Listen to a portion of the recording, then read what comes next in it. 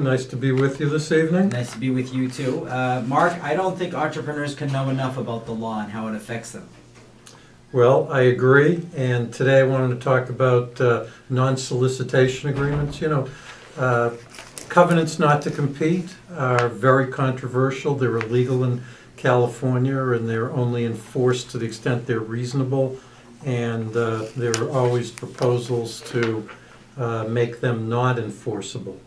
However, another type of common agreement is a non-solicitation agreement, Right. where a former employee agrees not to solicit customers or employees of his former employer for a period of time, say 1 year.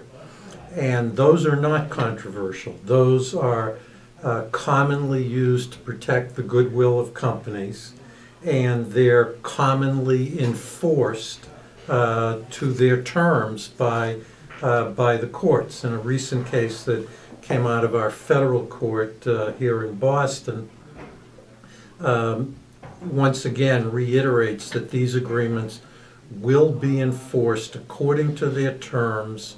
Here we have a 10-year employee involved in sales for a particular company who agreed that for 1 year after he left, he would not solicit customers of his employer. So he left, and he went to work for a competitor, and his new employer sent out a email blast, which about 40% of the recipients were customers of his former employer.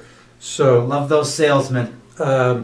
So the prior company, the prior employer didn't think it was funny, and a number of those customers did reach out to the former employee, whose name was Hart, and some business was obtained and proposals made, and the former employer brought suit and obtained an injunction from the district court. Good. The